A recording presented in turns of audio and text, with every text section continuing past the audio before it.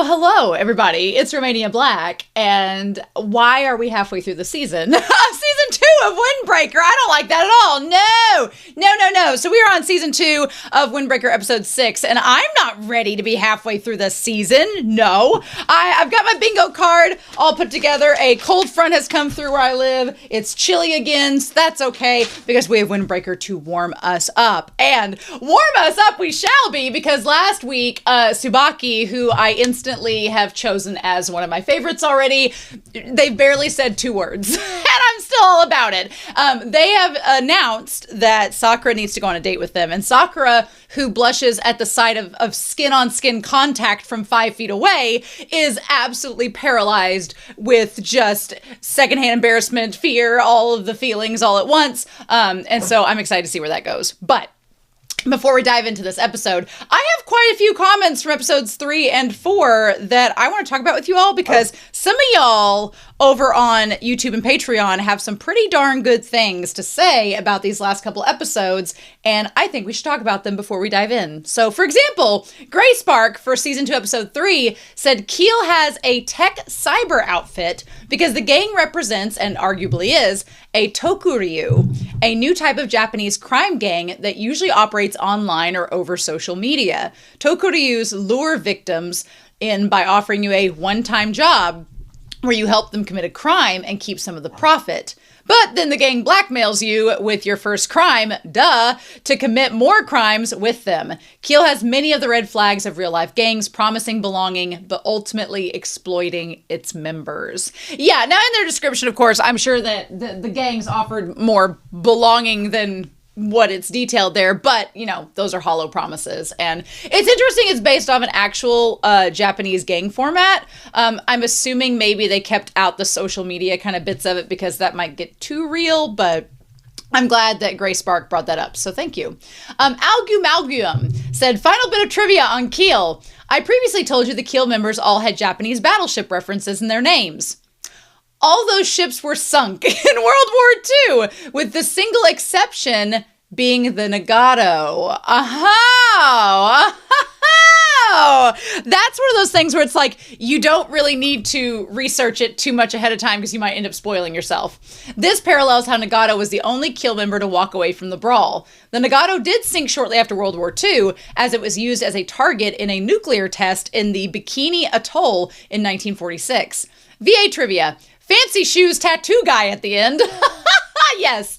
One of his most known roles was Sebastian in Black Butler, but you previously might have heard him as Kudo in My Hero Academia, and most notably as Erwin Smith in Attack on Titan. Oh, Erwin Smith's voice actor? Oh, well, I couldn't hear him long enough to notice that voice actor, but, now here's the thing.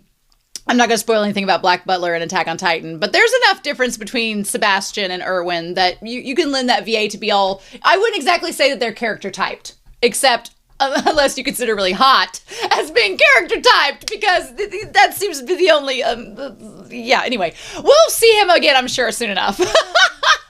Romania is already fangirling, and we haven't even properly met him, so, Frank. But thank you, Malgum. That is so fascinating. That is such cool information about the Japanese warships. And the Nagato. Thea Victoria Martin, for episode 3, says, Sakura trailing at the back of the group reminds me of the image from the internet where a wolf pack is walking in a line through the snow. The pack leader remains at the very back to oversee his team, to protect them, and make sure no one gets left behind. Right now, Sakura is still in his head about his faults and weaknesses, but hopefully soon, him trailing behind won't be him beating himself up and separating himself from the group, but instead, because he's the reliable leader of their little gang who will feel secure with the knowledge that everyone trusts him and has their backs. Yeah, I love that, and honestly, Sakura does, even though he's cat-coded, he does give kind of like a lone wolf vibe, at least when he first started the series. So I like that idea of over time, him being at the back of the group isn't because he's like depressed and sank back, but because he wants to protect his class. So that's really cool. I like that. Cozy Days and Nights for episode 3 says, Windbreaker definitely continues to be a great anime, a shipper's paradise, and conveys probably the best examples of healthy masculinity in a battle shonen anime.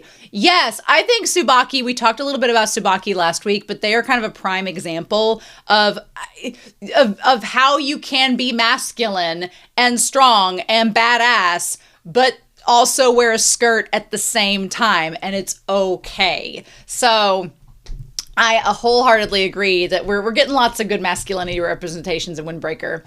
Black Widow Queen from Season 2, Episode 4 says, seeing Sakura's living situation, but also his lack of common sense, he doesn't lock the door and doesn't bat an eye wearing boxers in front of Suo, Narai, and Kotoa, the fact that all of his worldly possessions could fit in a single box, Kaji's talk with Sakura and all the references, it all points to Sakura being a giant cat. And everyone caring for Sakura. Of that comment, what stuck out to me was, I didn't quite talk about it in the discussion, but yeah, the fact that he left the door unlocked and just anybody could come in and he didn't care, I think speaks a lot. And then finally, Sunspots for episode 4 says, one of the things I truly adore about this show is that much like Natsume, which go see Natsume's Book of Friends, different vibe, but peak. It doesn't skirt around the fact that healing or coming to some sort of new emotional truth or conclusion can really take time and work. How many times have different characters advised Sakura to look at others over all these episodes so far? He heard them the other times, but each time we see how differently Sakura himself processes their guidance. In both series, there's such a strong focus on the micro shifts in people's emotional well-being, and I think that's very realistic and important to show. I use this as an example. I had read this comment right before talking about an episode of another show last week on the channel. And in that series, one of the main characters has been a little frustrating to me because they keep on repeating similar mistakes and similar patterns of trauma and things. And there's a part of me that's understanding what Sunspot says here, and that those things aren't easy fixes, but the way that series does it, it's kind of repetitive. And one thing I like about Windbreaker that I talked about in that episode was that Windbreaker does it in such a new and fresh way and keeps adding to the nuance, right? Which I really appreciate. So yeah. But anyway, so those comments were all fantastic. Thank you.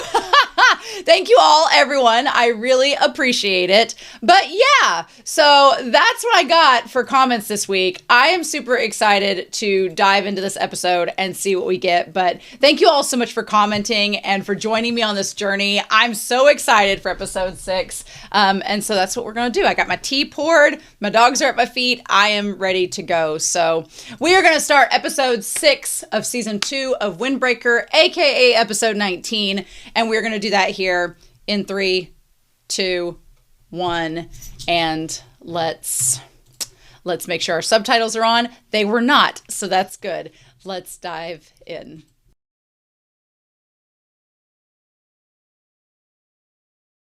I'm going to see if I can see the bingo card through tears.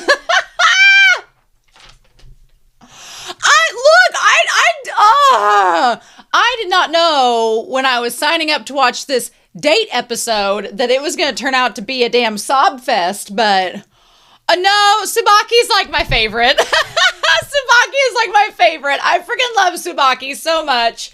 I love them so much. And the message of this episode, oh my God, it's so good. Oh, I see why y'all are sold. I see why y'all are sold on this series. It's just this episode. I don't know if any of you have watched Stars Align. Stars Align is a sports anime that came out years ago. Unfortunately, it had a very tragic production delay that has become indefinite. But if you get a chance, go watch Stars Align if you've not seen it already, because there's a storyline that's a little bit similar to this one in there. Is Stars Align as good as Windbreaker? In my opinion, no. But I think Stars Align is very worth watching. There's a lot in that series that's very quality, and I think that there's lots of concepts the creator was trying that were really interesting. So if you get a chance, go watch Stars Align. It's great. It's on my channel. There are ancient reactions, so you can see how much I've changed between now and then. But yeah, so we need to do this bingo card before I sob again and before we dive more into this episode. Did Sakura blush? Well, yes. Yes, he did very much. Sakura did a lot of blushing in this episode. Let's not forget that. I'll get that on here. All right. Suo did not do any elegant fight moves. Do we consider Narai becoming my surrogate in the show as a freak out? Yeah, I do. I when Narai started sobbing, I'm like, they're me. I am Narai in this series. Narai is me, and Romania is Narai. Handshake or a hug? I don't think we had any of those. We didn't have Katoa. We didn't have we had a non-OP garden shot. I think we could count Old Man Ito's garden as that. New character backstory? Yes, we got some Tsubaki backstory. Abs on display? Nope, we took a break from that this week. Antagonist shipped with Sakura? Nope. Brawl taking place? No. Torn clothes. We didn't have a lot of fighting in this episode, which was after the season started with such a bloodbath. It was nice to get like a little recourse from that this week. That part was nice. So no Kaji, no Umemiya, although in spirit. Character dirt face? I don't think so. Wind chime, Hiragi, Sakura. We're going to say Bofrin does aid the townsfolk, though. I would call helping Ido out as helping the townsfolk. So it's our first one. Well, we still have 2 more there, but it's getting a little bit closer. And then Sakura was praised. We'll say this. And then Bloody Knuckles, no. New Gang, no. Sakura backstory, no. No Sugi. So yeah, not a lot of bingo card squares knocked off this week, but this was also an episode I did not expect to see happening in the series, and oh, it's so good. Oh, it's so good. I honestly was just kind of in a state of, I was so riveted by what I was watching, and I was so drawn in. I usually will try to think of like funny things to say while I'm reacting, but this week I was just like, it was just like absorb, sponge it in, soak it in. And that's literally how I got this week. So I was like, we need to this episode was demanding reverence, and I felt the need that we give it. So let's dive into this here in 3, 2, 1.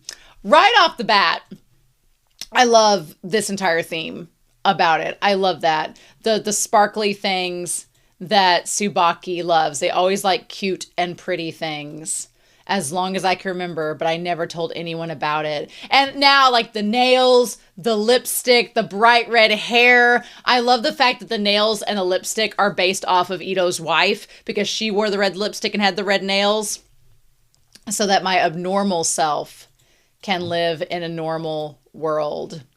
I love that the sunlight is shining on Tsubaki with the appearance as they want, and the short-haired kid version of them from, I'm assuming it's elementary school. I'm assuming they're like in 6th grade, maybe they're like 10 or 11, is there. But there's a big conversation in this episode that I really like, and I'm going to take a screenshot of that picture. There's a part of this episode that I really like, and the theme of it is that your wants and the things you enjoy do not define your gender or sexuality. It's just what you like. And the concept that what we deem as normal changes over time and evolves. And that's such an important message. And I love that. And I can't wait to dive more into that. But we're going to get past the OP before we do that. So, get on this date. I'm glad that Sakura did not go by themselves with Tsubaki. As much as funny as that would be, I'm glad that Suo and Narai, that this date they're going on is actually to go help someone in the community. That kind of makes more sense. It's like, where are you taking Sakura? But it's just on a date to Tsubaki on a date is out and about to help the townspeople. And I kind of love that. I think that's great. Also, from this image, Tsubaki is freaking tall. I know they're wearing heels, but even without heels, they'd probably be like a good 5 or 6 inches above Suo, and definitely above Narai. So I think it makes me think of drag queens that have like the big tall heels and they're like instantly almost 7 foot. And Sakura, this ain't no date, right? I like Suo's like, no, this is not. And then Tsubaki, well, would you have preferred we be alone? And then I like this. Sakura's like, no, would have collapsed into a puddle. Would have spontaneously combusted had that been the case. But yeah, I love the whole time that Suo and Arai are having this very normal conversation. Sakura is just freaking out and frazzling in the background. It was really funny. So yeah, he's like, oh, I'm sorry, I didn't explain it to you. We're going to the home of Ido-san, an elderly gentleman. And his wife passed away about a year ago. And so I visit him periodically because I'm worried about him. So I like that the fact that Tsubaki visits him is also tied to the fact that I like that part of his depression is obviously grieving his wife, but part of it was questioning the state of their relationship. And I'm glad that we at least got some confirmation that might help to allow him to process the grief better now that he knows certain things. I honestly wondered too, now that we've seen this episode in full, if Tsubaki ever went with the vice captains to the other man's house. Because now that we know that Tsubaki has known this man since he was a kid, it's like maybe he didn't have the twins go, or the brothers go. Maybe he just went by himself. And it's like, yeah, I thought it'd be nice to change up some new faces. And plus, I think Tsubaki's fascinated with Sakura and Suo and Narai and want to kind of gauge like what type of people they are.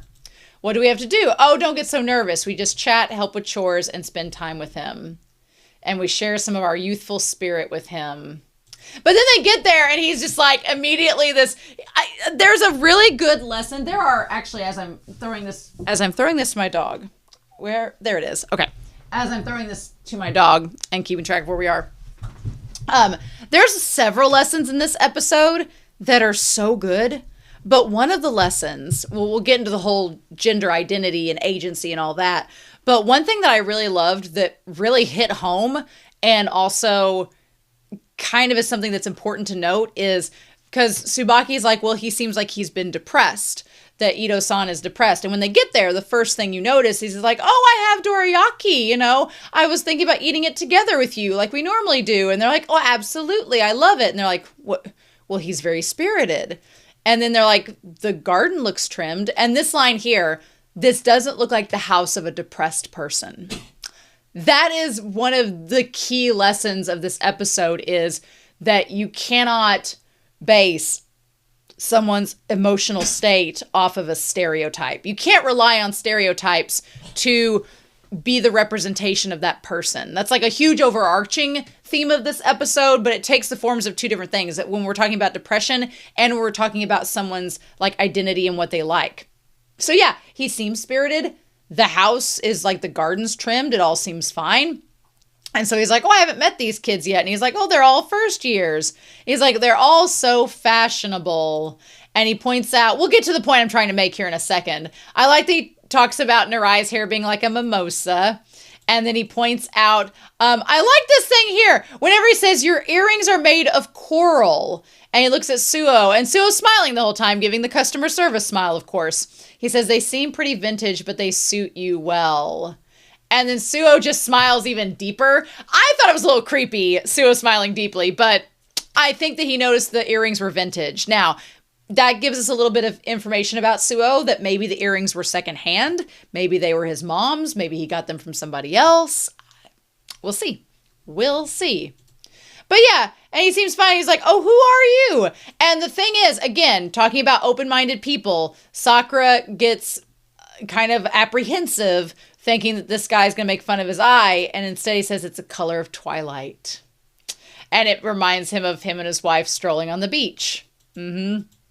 And then I like Tsubaki's like, oh, I adore Tsubaki is such a romantic. Tsubaki loves all of the old man stories. He loves all of Ido's stories. But he tells them about when they went to the beach. And I like that as the sun is setting, it does start to change the color of Sakura's two eyes. Yep. And he's like, oh, I'm just standing here chatting like this. Come on inside. So this way, of course, Sakura's face is red. So they go in. This is what I'm talking about. The garden seems trim. The man seems very spirited. And you're like, oh, well, he doesn't seem like he's suffering from depression or is out of sorts. But then whenever Tsubaki walks in, they're like, hey, you've left your food out. You didn't put your food back in the fridge. And he responds with, oh, I was a bit careless. And then Tsubaki's like, hey, your light bulb burned out. And they're like, oh, I was thinking about changing it. And then the third thing is that Suo notices, he's like, hey, you were in the middle of packaging up this box down here. And he's like, oh, yeah, I forgot midway. I went to the bathroom midway and I forgot. Like flag. It's because if you've ever had depression before or been like in a depressed state, you just, one, aren't motivated to do things, but also it's very easy to be overwhelmed and then you just forget about stuff. And because you're so overwhelmed and sad, you don't really consider it to be that big of a deal that you forgot about that stuff. But it's still, it all adds up over time, right? So forgetting to put the box things together, forgetting to change the light, being like, oh, I'll do that later, not putting the food away. Like, those are all little things that from an outside perspective, they might not seem important, but they all add up over time. So if Tsubaki didn't come and check on him and make sure he was okay, then those things could all add up. Like, if you've ever, there's been some anime I've watched where the person is really depressed and you walk inside the house and it's just trash bags upon trash bags and just stuff because nobody came to help them sort that out and take care of them. That's kind of this situation. If they didn't come and visit, would he end up in the same pattern and end up with the same stuff going on? We don't know for sure, but it's a very big possibility. So I appreciate that this show not only has them all work together to help him in this situation, but the show acknowledges that people can be depressed even if they seem very happy. Even if they seem on the outside like nothing's wrong, they're not giving the hallmark signs of a depressed person. They can still have those same symptoms. And in his case, it's understandable why he would, because his wife's died and he's really sad about it. So yeah. So he tells Sakura to take the tea and stuff over to the other room.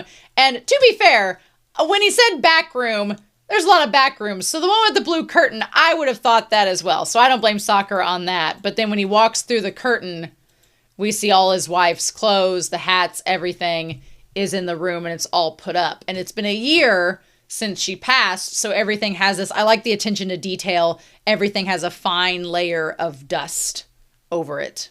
Has a fine layer, like he's not touched it. It was giving me, in Who Framed Roger Rabbit, Eddie Valiant, like in his brother's studies and stuff, it was giving that. But yeah, and the man is so really nice. Like, Sakura's oblivious. Sakura's like, why is nobody in here? What is he doing? And the man's like, oh, no, sorry, over here. And Sakura's like, oh, why is it covered in dust? And it's like, that must mean he doesn't wear them anymore. Well, it means he's, again, another sign of him being kind of depressed. He's put all of his wife's stuff in a room. He can't bear to get rid of it, but he also doesn't know what to do with it. So it's there and it's just out of sight, out of mind. So that's when Tsubaki's like, you should go on a date with me. I think that Tsubaki is just like, whenever Tsubaki sees somebody that needs cheering up, they're like, you should go on a date with me. And the old man's like, what, really? What about the gray hat? Like when we went flower viewing 2 years ago. You two look stunning back then, like a scene out of a movie. Now that we know Tsubaki's backstory, it makes sense why he was talking about this scene as if he was there, because he was. There's a scene later on where we see him on the park bench. He was with them. Maybe that will help give some idea of how much time has passed. Did Tsubaki just go through a massive growth spurt in like a year? Maybe.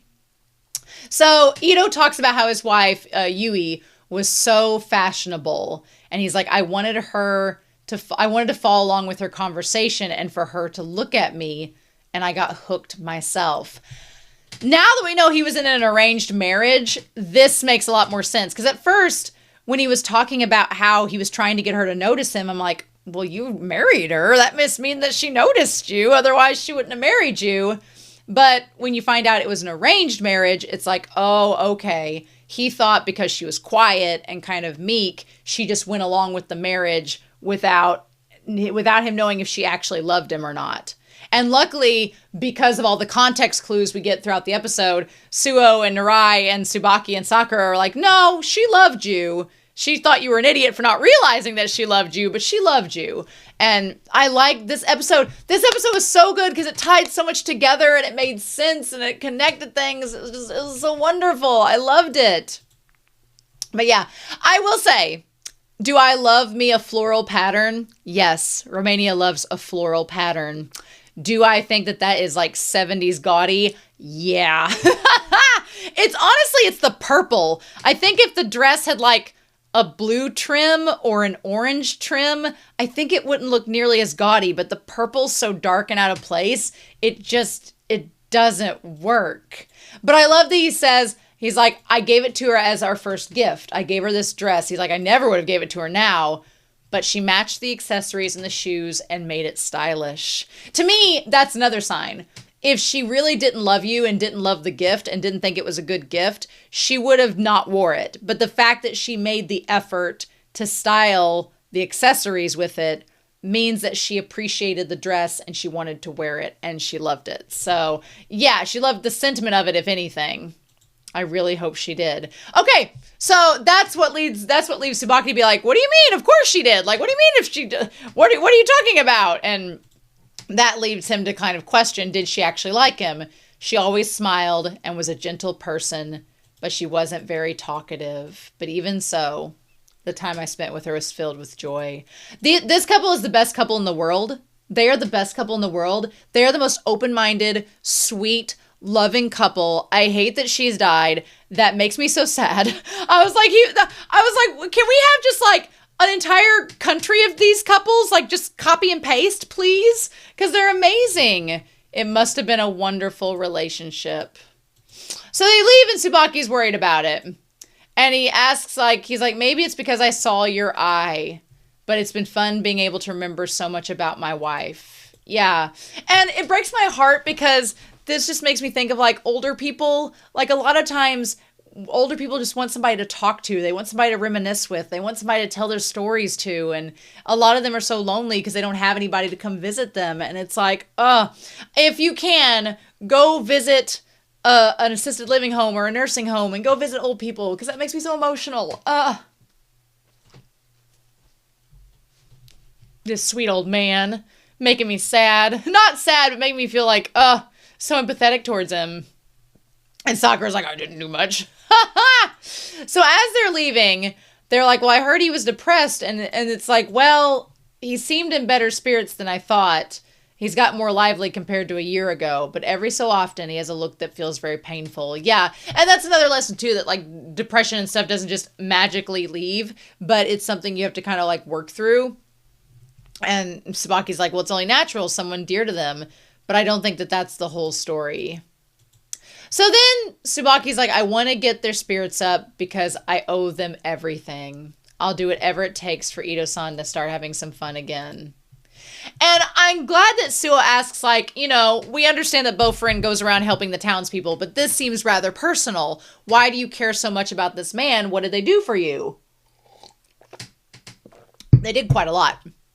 Now, one thing before we dive into this, one thing that's very pointed to me anyway, and look, Tsubaki seems like a major character. They're one of the four kings, but Tsubaki seems like a character that this mangaka is going to harken back to more than just this season maybe, which I'm all about. I freaking love them. However, I'm going to post some theories, and I know you watching at home that are manga readers are going to be like, like this, like I can't say anything, black box in the Discord away. But I feel like it seems very intentional to me that we only focused on Tsubaki with Ido and his wife Yui, basically because of pacing and because of the way the story was structured. But the fact that we got no follow-up with the kids at school, like, did Tsubaki end up starting wearing lipstick to school? Did they not? Did they keep it secret? And then later on, when they met Umamiya, did that help them? Because obviously they met Umamiya. They're both in their third year. So did Umamiya help support their... My headcanon is that Tsubaki came to Bofrin and to get away from like the school bullies because they still couldn't be themselves even after everything Ido and Yui said to them. And Umamiya was like, be how you want. I'm pretty open-minded. I don't care. I'm pansexual as hell. Umamiya is like the most pansexual character in anime. And they're just like, I love anything. I love plants. I love people. And so then Tsubaki was like, okay, this man supports me for letting me be whoever I want to be. And I just imagine that there was a fight breakout and I want to see like Tsubaki fight in heels. And then Umamiya was like, hell yeah. And then probably because Umamiya is like a secret nerd or something, they are a dork, but like a secret nerd. They're like, oh, did you know that people wore heels back in the Middle Ages or something? And Tsubaki will be like, tell me more, go on. So I just imagine that because Umamiya was so open-minded and was like supportive of Tsubaki being themselves, that also lent to them liking Umamiya even more. But the fact that we don't see any follow-up with them and the kids at school or how Tsubaki's family is or feels, I feel like that's stuff that's going to come later. And so we're going to file that away for now. I don't want to know spoilers. I don't want to know spoilers, but we'll file it away from now under Romania thinks we'll talk about this later. Especially like when Tsubaki goes to Bofrin, right? So, but them saying they loved me for who I am, which again is probably why Tsubaki loves Umemiya, because they appreciate and love them for who they are.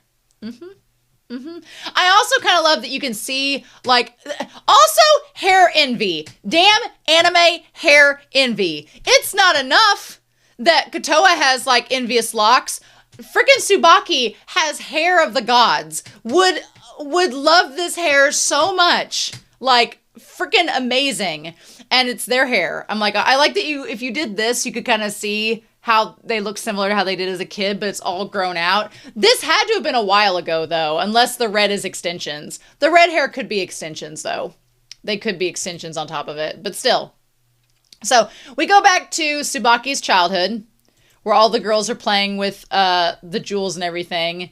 And then Tsubaki's like, I really want to play with that stuff. It seems awfully cute. But, and the thing about it is, all of these things are taught. Lots of things are taught, you know. The whole time I was watching this part, all I could think about is how it's socially, and I'm from the US, so this is from a Western perspective. I'm sure if you're not from the US, you have a different perspective culturally, but I'll just share my cultural perspective.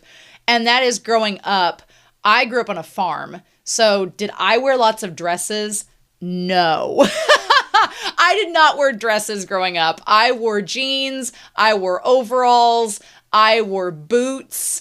I had like a cowboy hat. Like I grew up being a tomboy is what they called it. A tomboy, which meant you were kind of like you were still female presenting, but you were dressing like a boy. And a lot of times the excuse was, well, you're on a farm, you can't wear a dress, or you're doing this, you can't, or you're athletic, or all that. And it kind of feels like a double standard.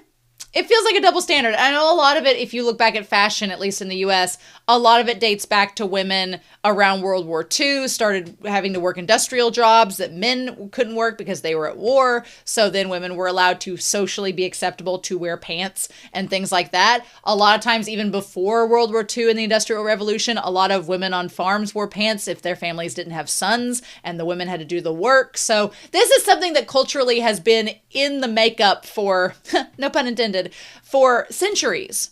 But even though I am a champion of feminism and women's rights, I do kind of feel it's a little hypocritical of society to say, oh, girls, you can wear pants. You're still a woman, but you can wear pants. But a man wearing a dress or makeup, that's not masculine at all, you know? And it just reads to me as a lot of insecurity. It reads to me as a lot of insecurity. Because I coach a public speaking team. And the first thing we tell on day one is to every like man and woman presenting in that room, we're like, we don't care if you present as male or female. When you compete, you're going to wear makeup because y'all got bags under your eyes. You got dark circles. You're going to be putting some concealer on that at least to make yourself look fresh. We're like meteorologists, people, news pundits, reporters. They all put makeup on. It's a tool. It's a tool. It's an accessory.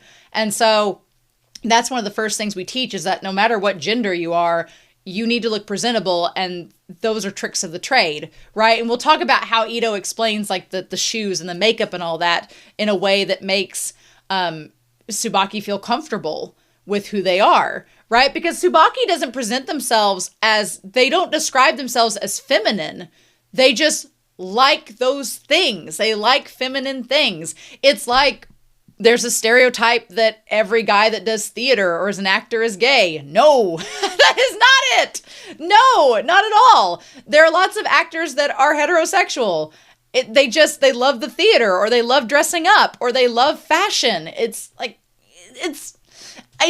love the way they explained it in this episode because I literally couldn't explain it better myself. And we'll get into it, but I was watching this segment thinking, oh my God, I feel like, you know, growing up, I didn't like girly things growing up. I had girly things because they were given to me as toys, like makeup sets and stuff like that. And I played with them. I was like, oh, okay. I didn't necessarily like tractors and things like that, but I liked more masculine things growing up that were considered masculine, quote unquote, like video games. I liked playing video games. I liked playing with race cars. I liked things like Teenage Mutant Ninja Turtles and Batman and Superman and superhero things. Things that as a kid were labeled as more male-oriented things. I was into those all the time. Did that mean that I was a masculine person? No. Did that mean that I was boyish? No. Because those things, like Ido says, they don't have genders. They're just things you like. It's like, it's crazy how our society warps things, especially for kids, to try to create this binary of you're either A or B, when why can't you just say, here's a bunch of toys, play with what you like?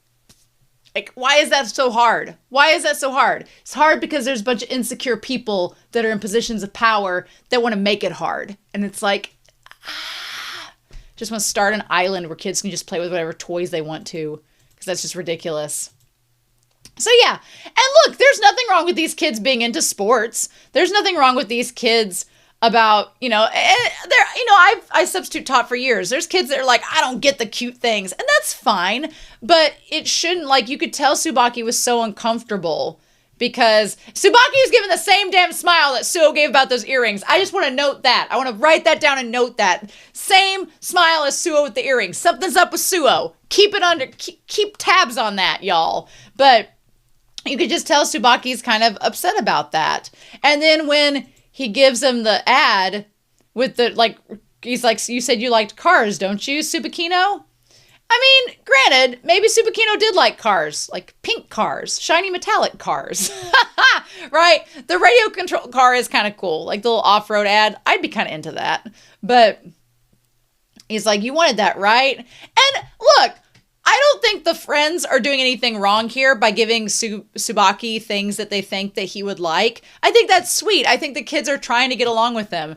The problem is we don't ever follow up with, what does Tsubaki do after this moment? Like, once they figure out it's okay that they wear lipstick, what do they do afterwards? We don't find out the aftermath of this. So it's like, are those kids going to be as nice to him when he says he wants to, like, play with jewelry and stuff? He's like, thanks, this makes me happy. And they're like, yeah. And so they like, see you tomorrow. And then when he turns it over, I like the fact that whenever he's here, he's in the shadows because he's not who he actually is supposed to be. He's not his true self. And the girls are in the sunlight playing with the jewelry. But then when he turns over the ad, he sees the shining star, sparkly accessories. And it's like the nail polish and the cosmetics and all the stuff there. And the starfish, it looks very like the star, the cross, looks very Sailor Moon-esque, right?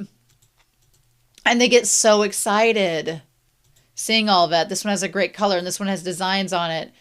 This is my collection when I get home.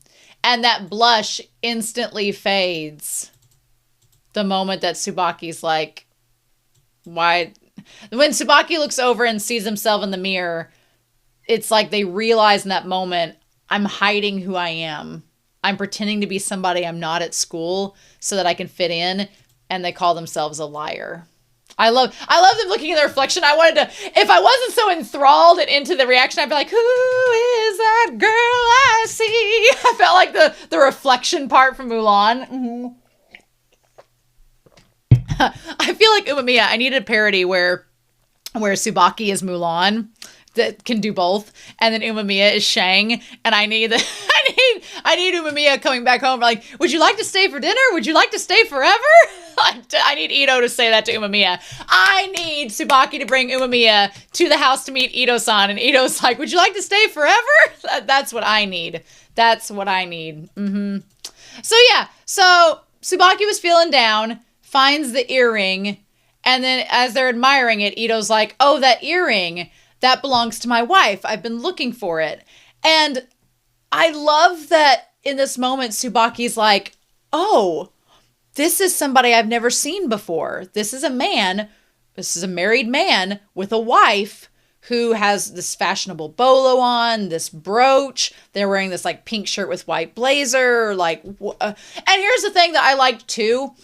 I liked the fact as well that Ido was so open-minded. Ido was just trying to connect with his wife and make sure that she was happy, which we stand that. But also he was open-minded and didn't care so much about like how he looked as long as he and her were happy together. And I'm like, yes, please. But another factor of it is that, you know, he's standing here looking as he is and is very secure in his own sexuality. Like, this is peak masculinity right here. This man is dressing as he wants to appease his wife, to be partners with her. And he doesn't give a shit about what anybody says. He's like, I like dressing like this and this is how I dress. Like, that is being secure in your masculinity, that you don't care, right? And his sexuality has nothing to do with it, but it's the fact of how confident he is. And he's not trying to like blend in with some kind of heteronormativity, right? And so he's like, he's a man, but the shirt he's wearing underneath is pink. I guess I thought of Korea at the time. I was like, oh, well, in some cultures, pink is for like for men. Maybe that's Korea that I'm thinking of. But yeah, he's like, I don't know why, but that's so wonderful. And this is like Tsubaki's first time meeting someone that is being authentically themselves and not being restricted by what society deems as acceptable. And I love that so much. I love that so much, right? So yeah, and so he has to be like dorayaki, goes to find it, and then Tsubaki meeting the woman, meeting the wife Yui. She's so elegant. I just love her pearls. I love how done up she is. Everything's a fashion moment. Ido-san could not have won my heart over any more than when he described how elegant she was. And he was just so enamored with her. He loved how elegant she was, her beauty. Like that's, oh, I love it. So yeah, and he's like, well, do you like dorayaki? And he's like, well, no. He's like, I just thought your wife's clothes were pretty. And he's like, well, they are pretty, aren't they? And that's something too, like normally, and granted, you know, like young boys, I feel like when you're kids, you don't necessarily want to talk about like, I feel like kids, let me phrase this the way I want to. When you're kids, you talk about what you want and you're not interested in making small talk. That's what I mean. So if those boys were not interested in cutesy things, they weren't going to talk about cutesy things, right? Whereas Tsubaki is like, I kind of want to talk about cute stuff, but am I supposed to? Whereas kids are just blunt and they don't do small talk. They're just like, we're going to talk about what we want. He's like, well, you do know your fashion. My wife is always stylish, so I'd be delighted if you came by again to see her. Here's the thing. They were already pretty old when he came by there. So a year ago, that would have made Tsubaki a second year when the wife died. And let's say this was 3 or 4 years ago. Let's say this whole ordeal is 5 years ago when they met. Because if he was 11 or 12, he's like 17 now. So yeah, let's say this is 5 years ago and Tsubaki just hasn't gone through puberty yet. About to, but not yet. So I started visiting them almost every day. Look at how fashionable they are. They're nautical here and they're the primary colors. Like they're just a sweet little couple that like has matching clothes. And see here, like he's following them around. They both look so good. I love that. And he's just like hanging out with them. Just like a little orphan Annie. Also, old man with his beanie. Good for him. She's so fashionable. I actually love her fashion a lot. And then there's the dogwood tree. So he went back in her room where her makeup was. And that's the first time they saw the red nails and the red lipstick. Here's the thing. I wonder if Tsubaki, since she passed a year ago, I wonder if Tsubaki didn't dress the way that they do now until she died. And then he was like, screw it. I'm going to wear the red lips in her honor. I'm going to wear the red nails. I'm going to put my hair in the red extensions or grow their hair out and dye it. One of the two. I'm going to do the whole shebang and wear what I want because that's what she would have wanted. Maybe we'll have to see. We'll have to see about that. But I wouldn't be surprised. But yeah, and then I just... when he's like, I'm a boy, and she's like, I don't care. Like, I wish more adults could be like this couple. This couple that's like, if you like something, you like it, and it's okay. You know? That part makes me so sad that he thought because of this stupid gender construct, they're like, well, I don't know about, the lipstick and stuff. And she's like, you can try it on if you want. That part here where his ears were just burning, like he's looking at it and he wants to touch it, but he's like, I don't know if that's appropriate. The fact that you have to ask if it's appropriate is crazy. And then I also like the fact that the Ido-san seems kind of knowledgeable in history. So he kind of talks about it and like just more open-minded, educated parents, please. More of those in the world, please and thank you. Because this shouldn't be as big of a deal as it is. It really shouldn't be. Because then she puts it on Tsubaki. Tsubaki has the most beautiful eyes. Their blue eyes are so pretty. And he's like, oh, you put on lipstick, you look good. Like, there wasn't even any moment of like shock on his face or like, oh, it was just like, oh, that looks nice. That's so good.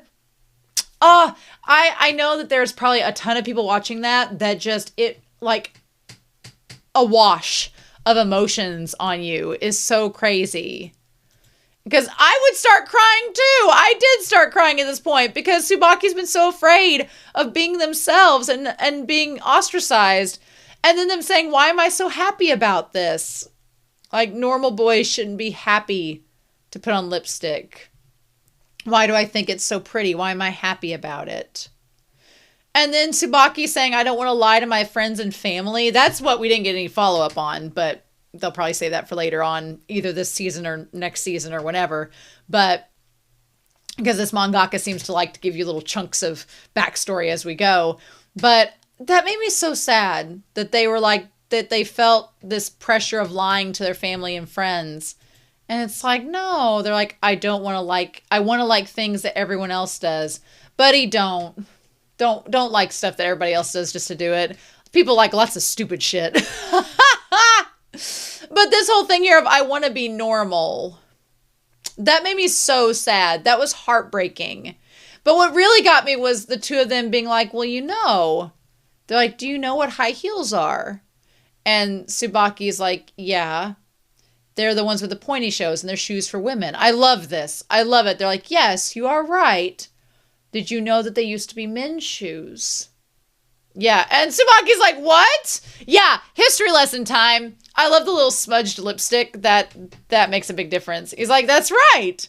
Yeah, and they say it was originally for stabilizing the body while drawing a bow on horseback in the battlefield. So here's the thing. They established something with this, that for stabilizing the body while on the battlefield, Tsubaki's going to get in a damn fight and is going to scissor kick somebody while in these heels.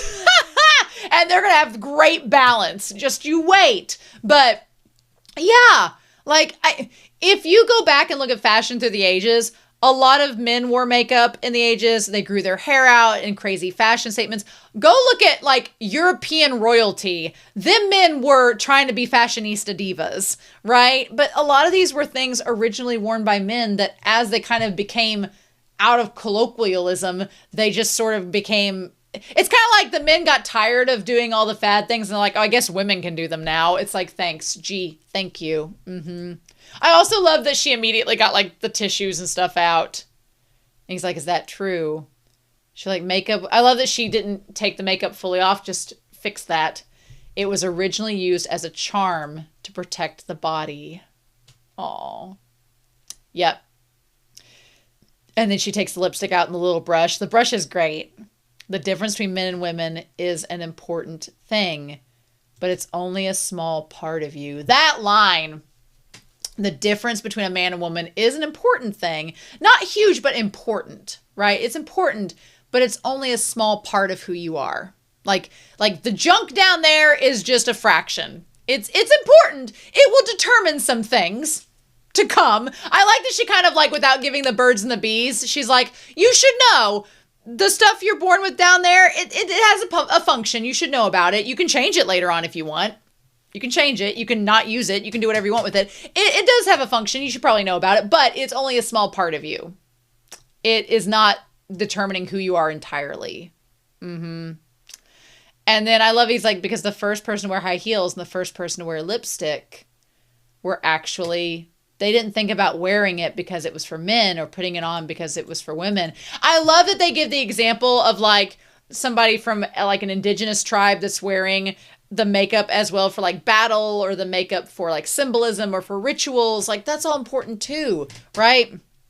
They didn't do it because it was gendered. They did it because the person thought it was good and they wanted to do so. That's the thing. It's like all of these things before had either a functionality or they were part of who that person was. And that's why they wore it or they used it. And now, because a lot of those things have kind of become antiquated, like we don't fight on the battlefield with bows and horses anymore. So the heels kind of had a different perspective and change in their use and purpose. We don't need like the makeup now. We don't, most people don't believe in those charms anymore. So its purpose gets redistributed. So I like that it's acknowledged that, you know, things shift and change over time. So it should just really just be if you like it or not, you know? I said earlier, you said, why do I feel happy even though I'm a boy? It says that's not how you should look at it. I love it. She's like, I love it. She's painting it on. You like it because of who you are. That's so beautiful. Normal is only defined by what the majority think. Yes, exactly. It changes. It comes and goes. It evolves. It is an ambiguous concept that is constantly changing. Yes, it was normal for women to wear corsets and big bustles in Western fashion up through the 1920s and 30s, up until the 1910s. And then the 1920s, when flappers became popular, then suddenly, boop, corsets, who wears them? Do any women wear corsets now, unless it's for Halloween or for a Renaissance fair? Probably not. But that's just because what was normal changed, right? Men used to wear, in the US, men used to wear suits to work every single day. That's what I want to talk about. I want to talk about men's fashion. Men used to wear suits every day of the week in every situation. Unless you were working on a farm, you wore a suit to work, you wore a suit to the bank, you wore a suit to get groceries, you wore a suit to do this. Do men wear suits now every day? Some do, depending on their profession. But do the majority of like people in your hometown wear a suit every day out on the town? No, that's because the norm has changed, right? And it's constantly evolving and changing, like the meaning of wearing high heels and makeup. So you should like what you choose to like. I love it. I love it. Yep, I love you for loving whatever truly strikes your fancy. Ah, it's so freaking good. Oh, it's so good. These people, these two, I love them to pieces. So much. Yeah. And he's like, well, me too. I love you this way you are, Tatsuko-chan. Oh, I love you's trying to get like a word in, right? Oh, he's like, there, we're all done. I can understand why it would make you so happy. They're so open-minded and kind. Like, this should not be revolutionary, y'all. This should not be revolutionary. This whole it suits you so well. This should not be something that is not the norm. I can't. I love it so much. Yep. And they're like, I was scared that I would be alone because I was different from others. That's a big thing of it. For Tsubaki, it's not the fear of liking something that someone else doesn't like. It's the fear that if I am different, I will be left alone. Because humans, whether we're introverted or extroverted, we are social creatures. We do want to not be alone. That's why we connect with people, whether it's digitally or face-to-face or whatever. We don't want to be alone. So those are very valid concerns. Also, Tsubaki looks so tall compared to the three of them.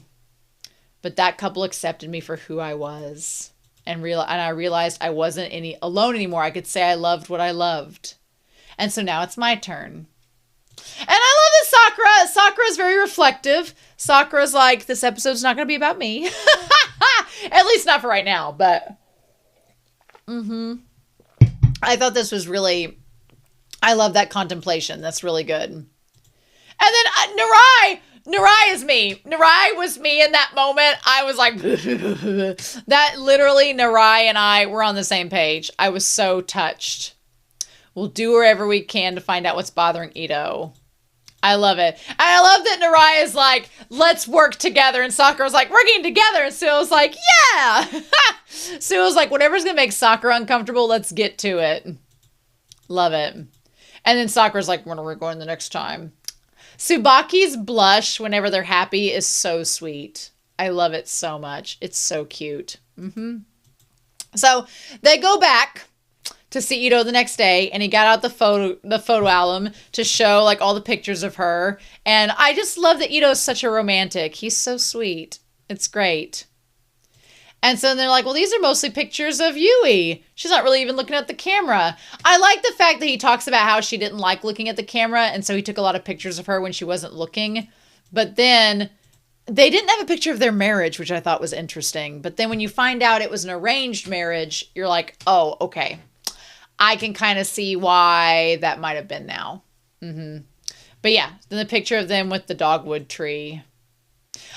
For Sakura to get, like, just, like, they're just, for him to get that, he squirted green tea out of his nose! My dude! For him to be so affected by a romance censor,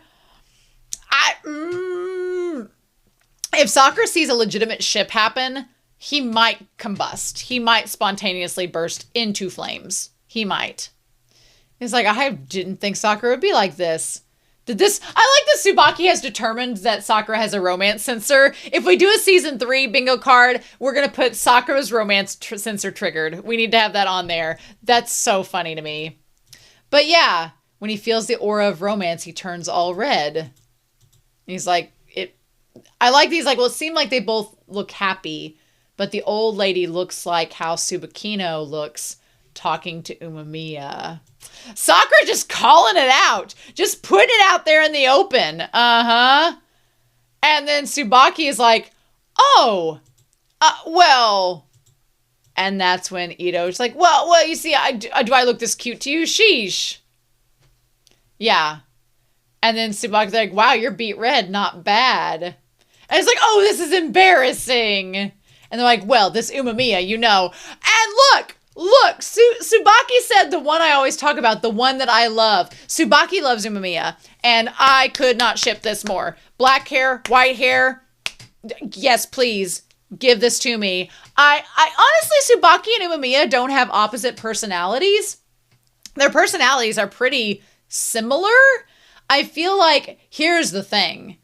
I feel like both Tsubaki and Umemiya, they kind of overcompensate for the trauma they've been through. I'm guessing with Umemiya, because they haven't given us the backstory of Umemiya yet, but I'm guessing, since Umemiya has compared himself to Sakura, I'm guessing that he's been through some trauma, like with him and Kotoa.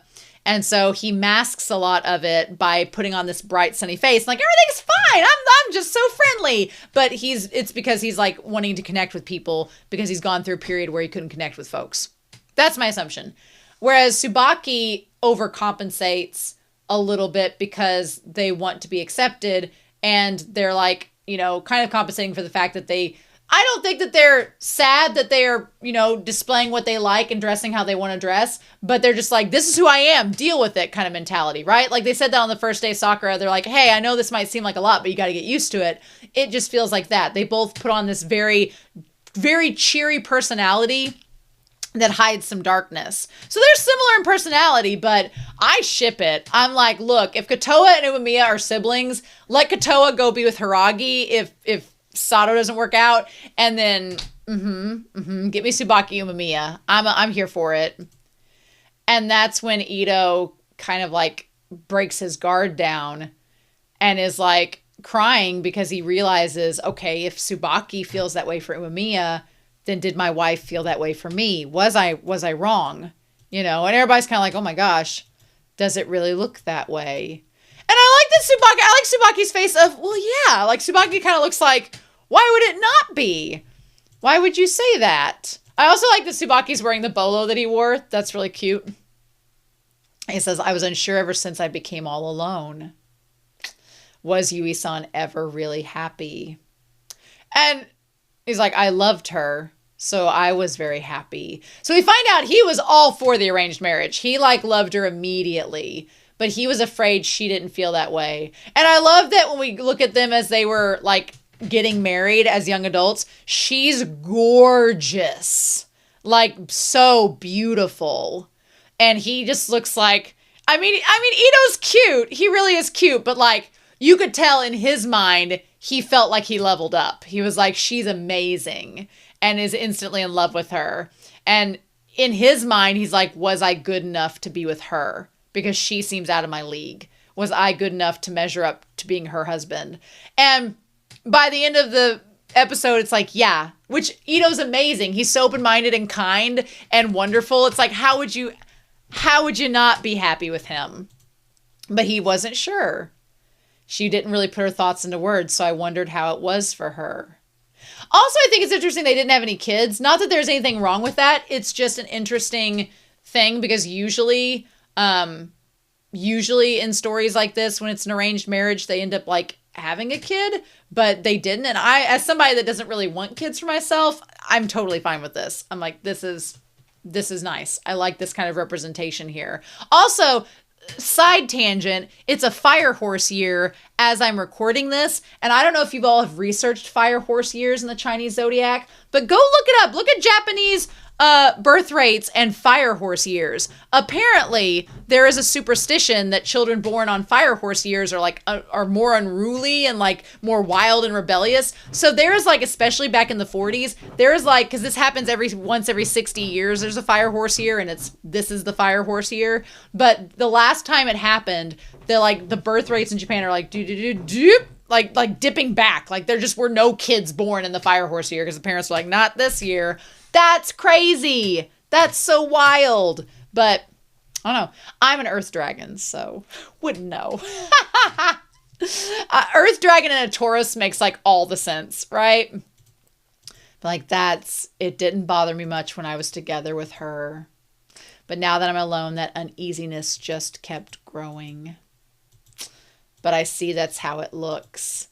And I love that he's so happy being like, okay, she did love me. I'm glad it looks that way. And Suo's like, Suo is so observant. Suo is so freaking observant. Suo's like, hey, I couldn't notice that tree there. It's a flowering tree unlike every other tree in your garden. I'm like, Suo's out here Nancy Drewing everything.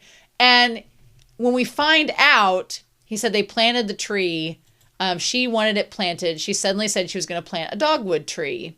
And then she's like, I want a photo taken of this. She's normally against it, but we took one there. So immediately, like there's a significance of why she planted the tree. And so Sue was like, well, did anything happen? Sue was out here being a freaking detective.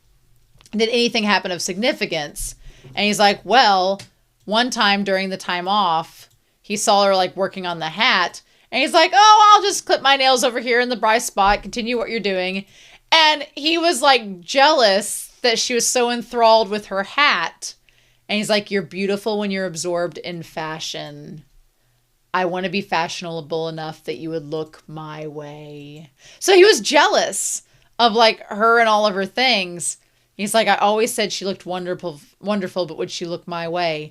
It sounded like I was pouting because she wouldn't pay attention to me. And I felt embarrassed later. But now that I think about it, Suo's like, look, it could have been a whim that she planted the tree, but he's like, you should probably know, I think she was upset with you, being jealous because, and I love Suo's smile when he's like, Suo's about to be like, using my detective research that I've conducted. He's like, using my skills that I've been honing for the last 5 minutes. He's like, basically dogwood trees mean eternity and flourishing romance. So the picture of them together, the tree is an eternal sign of their romance. Also, Sue is pretty learned about all this stuff, which is interesting. He was paying attention in herbology.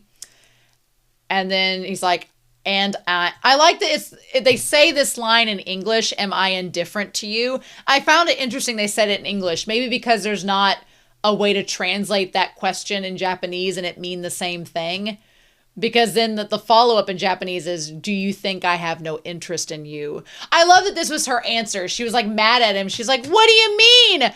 Do I like you as much as my fashion? And I love they showed her face when they cut back to her where she like looked over and she was like, are you kidding? I love that she's like, bitch, of course I love you. What are you talking about? I'm going to plant this dogwood tree just to prove it to you. I love it. To say that you're wrong. Aw. And Tsubaki's like, you didn't understand Yui-san at all. Someone who taught me that I can keep loving the things that I love would never spend her time with someone she doesn't love. Ah! And that's the thing. That's the thing. Tsubaki's like, I love Umemiya. I'm spending my time with Umemiya. I'm following Umemiya. I have every right to do that. I'm like, oh, love it. Honestly, Umemiya strikes me as like the most pansexual character on the show. Umemiya would be like, you want to get together? Sure. When? Will there be barbecue? Like, he seems like that type of person, you know? He cares not for anything else of the details other than, oh, you're down? Cool. Great. Me too. But that's such a good shot. That's such a good shot. He's like, Tsubaki, I agree.